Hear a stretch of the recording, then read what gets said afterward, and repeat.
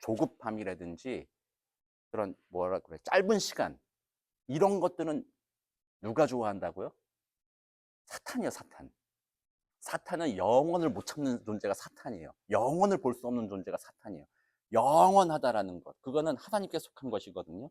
그러므로 인내와 끈기 이런 것들은 하나님께 속한 가치관이라는 거예요. 그래서 오늘날 그리스도인들이 세상 속에 보여줄 수 있는 것도 그런 것 중에 하나예요. 인내와 끈기예요. 여러분들도 훈련을 받아야 돼요. 세상 사람들은 야, 요즘 세대 유튜브도 30분이면은 길어가지고 안 본다. 예배 시간도 이렇게 길다. 뭐 이렇게 하는 세상이지만 우리는 그래도 한번 참아보는 겁니다. 힘들어도 한번 참아보자. 이런 훈련들을 해 나가야 되는 거예요. 그래서 우리 이제 시작이지만 12주 걸어가는 동안 여러분들이 한번 끈기를 가지고 한번 같이 가보자. 마음으로 같이 참여해 주시고 또 계속해서 이 목적을 잃어버리면 안 됩니다. 아, 하나님의 뜻, 하나님의 진리를 내가 알기를 원합니다. 그 마음을 계속 가지고 가시고 계속 기도하시고 참여해 주시면 좋겠고요. 또 중간중간이라든지 끝난 다음에 혹시라도 그날 강의나 이런 것들에 있어서 질문 있으시면 언제든지 자유롭게 질문하시고 또 우리가 한국 사람들이 다 그러다시피 끝나는 시간에 질문하고 그러면은 싫어하잖아요. 그러면은 마음으로는 아, 그래 질문 들어야지 이렇지만 아, 뭐 끝날 때 질문해가지고 또 집에 가야 되는데 왜 그래 또 이렇게 마음이 또 불편해질 수 있잖아요. 그러니까 어려운 질문 같은 경우는 저한테 텍스트를 보내거나 카톡을 보내거나 이메일을 보내주시면 제가 주중에 한번 살펴보고 그 다음 시작할 때 유익한 것들에 대해서는 좀 나누도록 그렇게 진행을 하도록 하겠습니다. 또 전체 강의 순서를 보면요. 오늘부터 이제 고대 중세 철학과 기독교를 살펴볼 거예요. 많은 분들이 아니 지금 AI 시대에 무슨 고대 철학 얘기하냐 좀 이렇게 의문을 가질 수도 있잖아요. 근데 공부해 보시면 깜짝 놀랄 거예요. 그때나 지금이나 사람 생각하는 건 똑같다. 그래서 정말 똑같아요. 특히 고대 철학 그리스 고대 철학자들과 세상의 본질이라는 그 2주차 강의에 소피스트라는 사람 나오거든요. 그 사람들하고 포스트 모더니즘 시대가 완전 똑같아요. 지금 인류의 역사가 뭐 제가 여러 가지 썼지만 가만히 보면 두 가지 흐름이 반복하는 거예요. 여러분들 학교 다닐 때 배웠을지는 모르겠지만 야경국가와 복지국가 기억나세요? 야경국가와 복지국가. 야경국가는 자유주의란 말이거든요.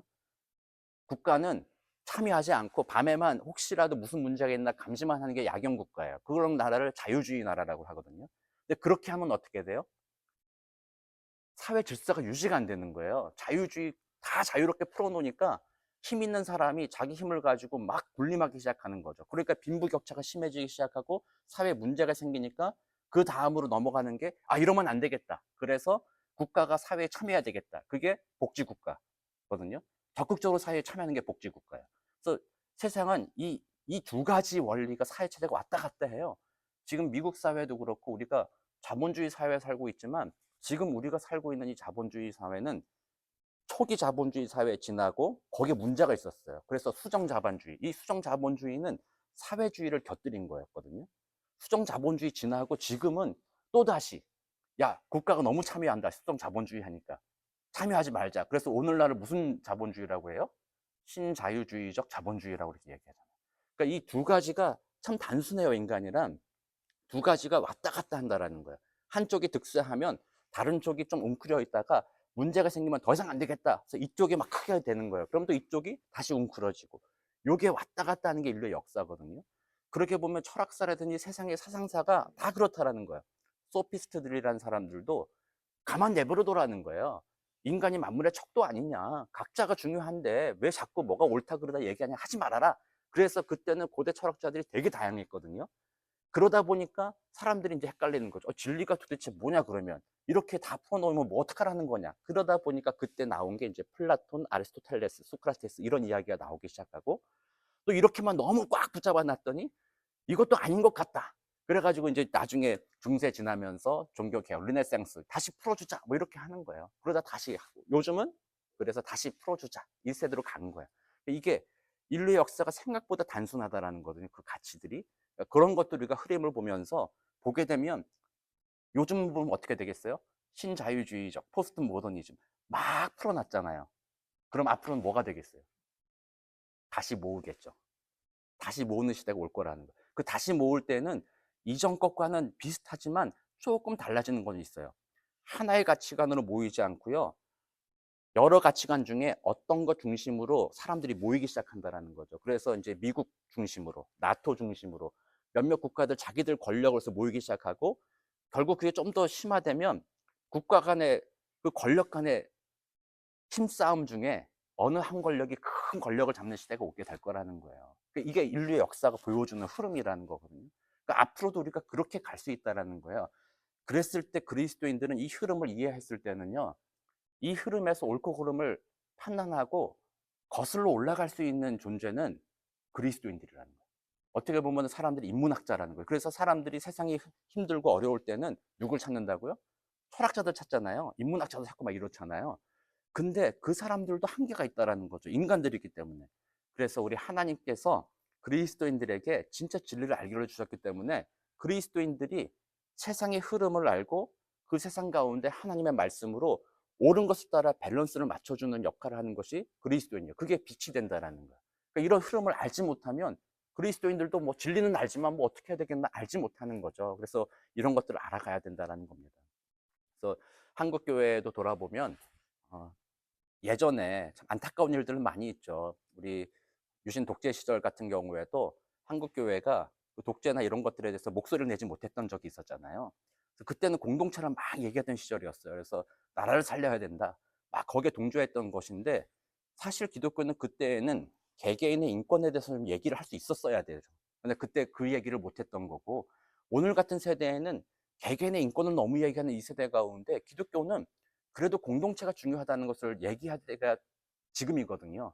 그러니까 그리스도인들은 그런 것들을 분별해 보면서 때에 따라서 정말 참된 진리, 그것을 가지고 사람들을 평강의 길로, 참된 행복의 길로 인도해 갈 책임이 그리스도인들에게 있다는 거예요.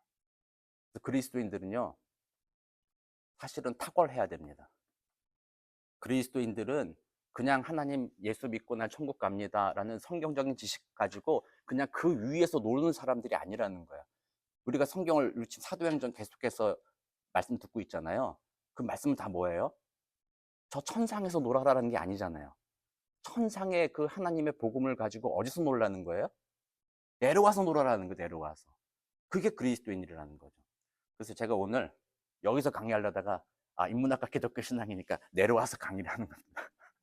그러니까 사실 이런 거거든요.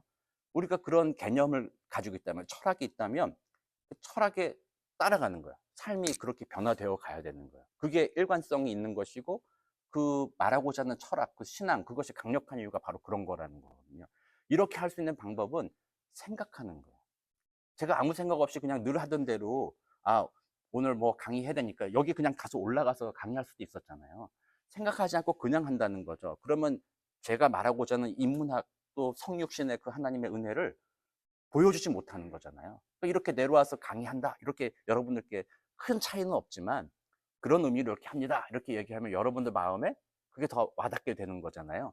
그와 같이 우리가 계속해서 이 인문학을 공부해 보면서 계속 그렇게 삶을, 현장을 이해하려고 하고 주의 말씀을 그 현장으로 가져가려는 그런 마음을 가져야 된다는 거죠. 그래서 고대 철학자들이 그만큼 중요합니다. 소크라테스, 플라톤, 아리스토텔레스, 다음 스토아파, 에피쿠로스, 그다음에 4세기의 철학자 어거스틴과 10세기의 철학자인 아퀴나스의 신학 대전은 정말 대단한 책이죠. 뭐 이런 것을 해서 고대와 중세 철학과 기독교 신학 그리고 또 고대 그 문화, 뭐 그림, 뭐 건축물 이런 것도 좀 살펴보면서 하고요. 그다음에 한 주 방학하고 그다음에 이제 르네상스와 종교 개혁. 르네상스 종교 개혁은 분리될 수가 없는 거죠. 르네상스로 인해서 아마 종교 개혁이 촉발되었다라고 말할 수도 있을 정도니까요. 그리고 나서 이제 인간 이성 중심주의와 또 경험 중심주의 이렇게 우리가 많이 들어봤던 칸트라든지 니체라든지 실존주의와 포스트 모더니즘까지 우리가 한번 이야기를 나눠보고 그리고 마지막으로 AI에 대해서 한번 얘기하면서 전체 강의가 이렇게 진행이 될 것 같습니다. 요 다음 내용은 여러분들 한번 읽어보시면 되겠고요. 오늘 이제 교재로 넘어가겠습니다. 오늘 교재. 제 1강.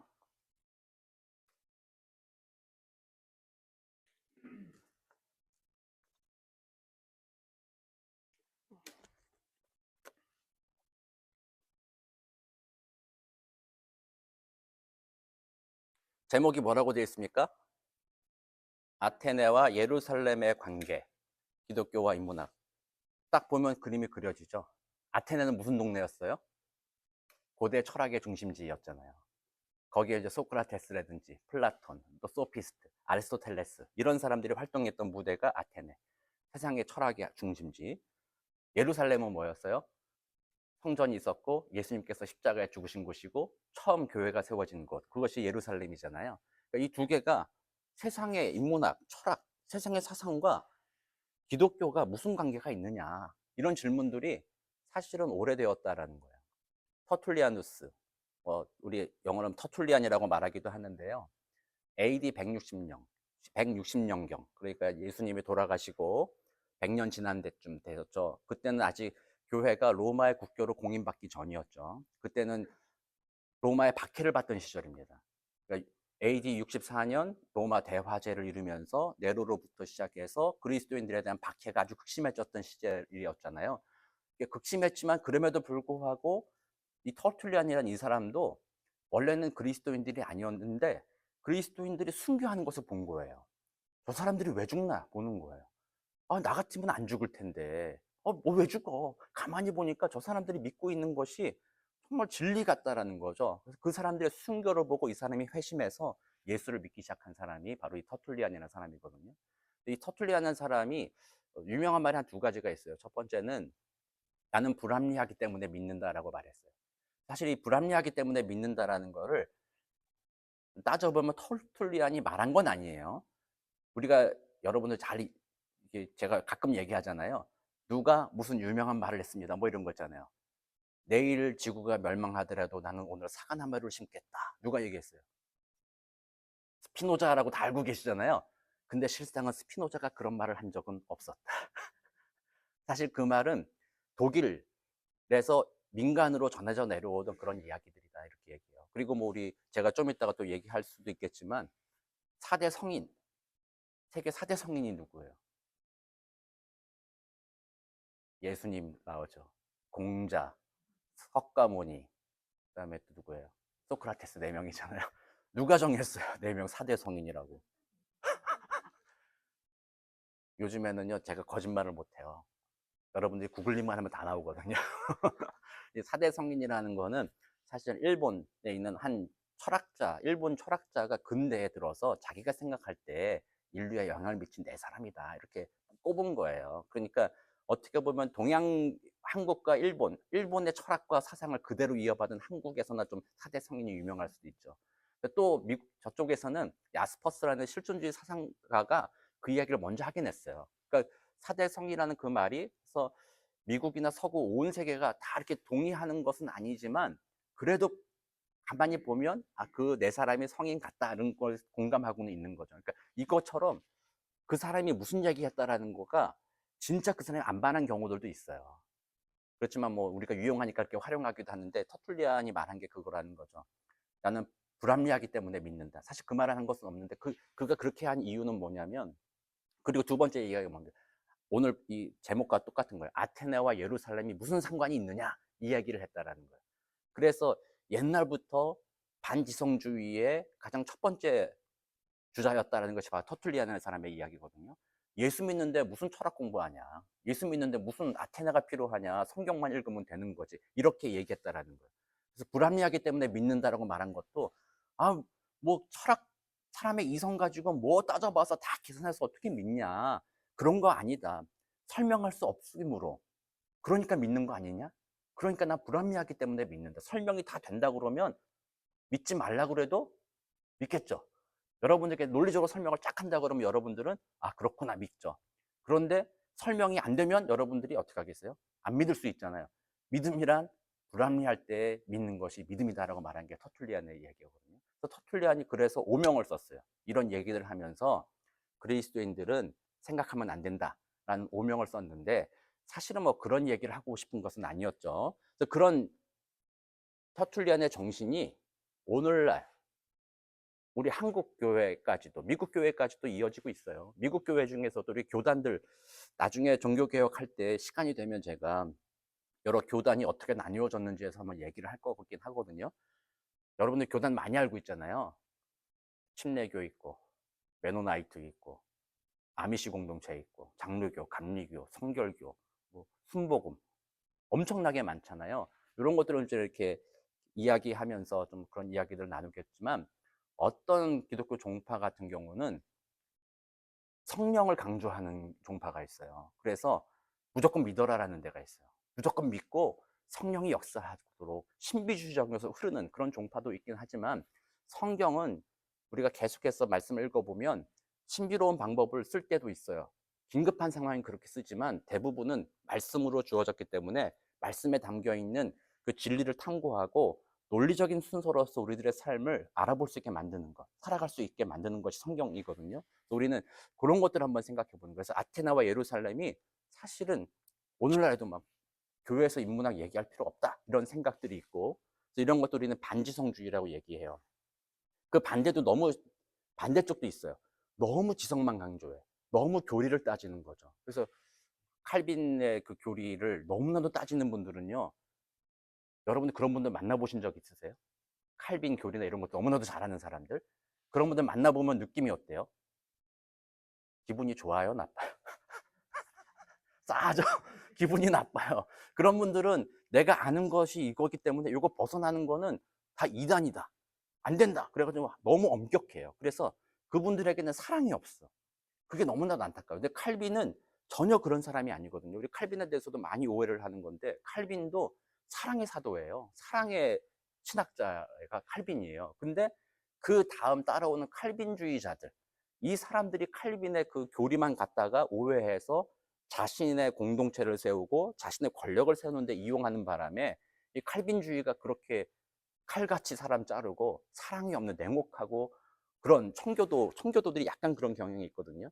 그쪽으로 가버렸다라는 거죠. 그러니까 한쪽은 반지성주의, 한쪽은 지나친 지성주의, 이런 것들이 한쪽으로 치우치면 안 된다. 그리스도인들은 성령의 은혜로서 신비로운 일들도 체험하게 되는 거죠. 사랑의 은혜를 누리기도 하는 겁니다. 그렇다고 해서 성경 말씀을 외면한 채 늘 그런 것만 쫓아가는 것이 아니라, 말씀을 읽고 말씀의 의미를 파악하고 그것을 내 삶에 적용하도록 생각하는 일들도 하는 것. 그러므로 교회는 끊임없이 한때는 지성적이 돼야 돼요. 한때는 여러분들께 좀 머리 아픈 얘기를 좀 해야 돼요. 교리도 공부도 해야 되고 이런 공부도 좀 해야 돼요. 또 한때는 뜨겁게 기도하며 부흥회 같이 찬양하면서 성령의 임재를 구하는 그런 것도 필요한 곳이 교회라는 거예요. 그래서 이 양자가 잘 되어 있을 때 하나님의 성령이 임하여서 주님의 말씀이 말에 정리되어짐으로 그것이 삶의 은혜로서 잘 적용되어지고 녹아질 때, 그게 바로 그리스도인으로서 세상에 구별된 자로 살아갈 수 있게 된다는 거죠. 그래서 우리가 이거를 이번 인문학과 기독교 신앙을 통해서 계속 해나가게 될 거라는 겁니다. 우리 터툴리안이 이런 얘기를 했는데, 오늘도 이런 질문들이 있는데, 오늘은 요 얘기에서 인문에 대해서 한번 생각해 볼 거예요. 인문. 그래서 첫 번째로 아까 말씀드린 대로 휴머니즘, 인문주의와 anthropocentric, 인간 중심주의. 우리 이걸 뭐라고 그래요? 인본주의라고 얘기하죠. 이 두 개의 차이를 우리는 잘 구별할 수 있어야 돼요. 인문주의와 인본주의. 사실 인문주의라는 건 언제 나온 얘기예요? 에드 폰테스라고 라틴어인데 르네상스의 가치관이었죠. 근본으로 돌아가자라는 거였어요. 그래서 인문주의라는 거는 중세 시절에 신중심주의적인 세상 속에서 그 사제들이 사람들에게 생각을 하지 말라고 그런 거예요. 생각할 필요가 없어. 너희들은 글을 읽을 필요도 없어. 우리가 가르쳐 주면 되니까 우리 말만 들어야 돼. 이렇게 얘기하니까 그 사람들이, 백성들이 글을 모르기 때문에 글을 가지고 manipulate, 조작할 수 있었잖아요. 성경에서 이렇게 돼 있더라고. 그러면 이 사람들이 확인할 길이 없는 거죠. 다만 성경에서 그렇다고 하니까 이 사람 말을 들어야 되는 거죠. 그러다 보니까 종교가 권력이 되어지고 그럼으로써 부패되어진 상황 속에서 르네상스는 다시 고전 로마와 그리스의 원전을 읽자라는 거예요. 그러니까 르네상스가 뭐 인간으로 다시 돌아가자 뭐 이런 의미라기보다는, 원래 운동은 이 인문학에서, 문학, 특히 문학이라는 곳에서 고전을 읽어보자. 그 옛날 고전 그리스 로마 시대 사람들이 썼던 저작을 직접 읽어보자라는 운동으로부터 시작하면서 다시 과거로 돌아가자라는 거였거든요. 그랬을 때 교회들도 그런 거예요. 어떤 사람들이 성경으로 돌아가자라는 거예요.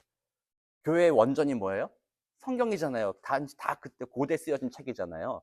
그러니까 교회에 있던 인문주의자들, 칼빈과 루터 이런 사람들이 그러면 중세 교회 전통을 지나오면서 왜곡된 것들이 얼마나 있겠냐. 세상도 다시 예전으로 돌아간다라는데 우리도 성경으로 돌아가자.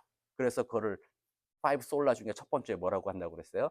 솔라 스크립툴라. 오직 성경으로. 거기서 르네상스에서 그게 나오게 된 거죠. 다시 돌아가서 성경으로 살펴보자라고 얘기한 거예요. 이거를 인문주의라고 얘기하는 거죠. 인문주의. 그러니까 인문주의는 원전 텍스트로 다시 돌아가 보자라는 거였고, 하나님의 말씀으로 다시 돌아가 보자라는 것이었고, 또 이제 뒤에서 나오겠지만 하나님의 형상대로 지음받은 인간이 생각하지 않고 맹목적으로 끌려다니는 것, 수동적으로 그렇게 살아가는 것은 동물과 같은 것이므로 인간이라고 한다면 명령하는 것들과 주어진 것들을 비판적인 사고로 판단할 수 있어야 되지 않겠냐. 이게 인문주의라는 거예요. 스스로 생각하라는 것이 인문주의예요. 반면에 anthropocentric이라는 인본주의라고 말하는 것은 하나님을 이제 무시하자라는 거예요. 하나님을 무시하고 인간이 중심이 되자라는 것이 인본주의예요. 그래서 교회 안에서 우리가 미워하는 거는 인본주의는 적극적으로 받아들여야 되지만 인본주의를 버려야 되는 거예요. 근데 우리 교회에서는 휴머니즘이라는 영어 단어 하나 때문에 인문주의와 인본주의 구별을 못 하는 거예요. 그래서 이 인문학 얘기하면 야, 인본주의 그걸 교회 왜 갖고 오냐? 우리는 신본주의다! 뭐 이렇게 얘기하는 분들이 많이 있다는 거예요. 우리는 요 구분을 잘 이해해야 된다는 거죠. 그래서 교회에서 인본주의, 그래서 우리가 지금 계속 앞으로 공부할 철학 사상 이런 것들은 사실은 인본주의적인 태도죠. 그 사람들이 자신의 생각으로, 자신의 판단으로 이런 이야기들을 했었던 것이기 때문에 인본주의적인 태도이지만 우리는 그들의 이야기를 들어보면서 그들이 갈급하는 것이 무엇이었는가, 또 그들이 추구하고자 하는 것이 무엇이었는가, 그들의 생각에 뭔가를 이해하고 공감하고자 해서 그 말을 듣는 겁니다. 그래서 우리의 태도는 그런 것들을 배운다고 해서 인본주의가 아니라 그런 것들을 배움으로써 인문주의로서 우리들의 삶에 적용해 가는 것이죠. 그러니까 우리 교회에서는 인문주의자는 될 수 있어요. 인본주의자는 되면 안 된다. 이 두 가지 차이를 여러분들 잘 기억해야 돼요. 그리고 이 인문주의자들의 결국에는 뭐냐면요. 사람을 사랑하는 거예요. 그게 인문주의예요.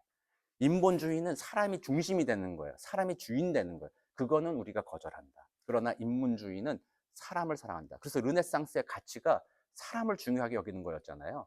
사람이 중요하다. 그 말은 사람 중심이 되는 것이 아니라 사람을 사랑하자는 휴머니즘이었다는 거죠. 그러나 이게 역사 속에서 악한 사단의 역사로 인해서 인문주의가 어느 순간인가 슬쩍 인본주의로 바뀌어가는 거예요. 그래서 하나님이 없이 인간이 중심이 되는 시대로 바뀌어가 버린 거죠. 그게 오늘날 우리가 이제 당도한 시대가 된 거죠. 그래서 교회에서 인문주의는 배척할 것이 아닙니다. 성경에서도 말하잖아요. 율법은 두 가지다. 뭐예요? 내 마음을 다하여 누굴 사랑하라고요? 하나님 사랑하고 그 다음에 뭐 하랬어요? 이웃을 내 몸과 같이 사랑하라고 얘기했잖아요. 이게 인문주의예요. 사람을 사랑하라는 게 인문주의라는 거예요. 교회에서는 인문주의를 거절할 것이 아니라 그 길로 가야 된다. 그래서 우리는 그 두 가지 구분을 인문학과 기독교 신앙 시작하면서 여러분들 잘 기억하고 가야 돼요. 여러분들 마음에 지난주 제가 이제 주일 설교도 그랬지만 사람을 사랑해야 되는 거예요. 어떤 분들이 이래요. 나 무슨 사람을 사랑하냐? 하나님 사랑해야지. 하나님 사랑하는 걸 어떻게 표현할 건데요? 헌금 많이 하면 돼요? 예배 열심히 막 참여하면 하나님 사랑하는 것처럼 보여요? 그럼 하나님이 이렇게 얘기했죠. 나는 만만의 수양과 천천의 순양에 나는 이제 호두순 친다. 나는 그런 거 필요 없다. 하나님 뭐라고 해서 내가 원하는 것은 정의와 공의가 강같이 흐르는 것 아니냐. 사람을 돌보는 것 아니냐 얘기하잖아요. 하나님을 사랑한다라는 것은요. 결국 사람 사랑하는 것으로 보여지게 되는 거예요. 두 가지가 분리가 될 수 없는 거예요. 우리 진정한 인문주의자들은 그런 의미에서 하나님을 사랑함으로 하나님의 시각으로 말씀을 보고 하나님의 시각으로 세상을 보기 시작하면서 그렇기 때문에 사람을 사랑의 눈으로 보기 시작한 것이 기독교 인문주의자들이에요. 그리스도인들의 모습이 그렇게 돼야 된다는 거죠.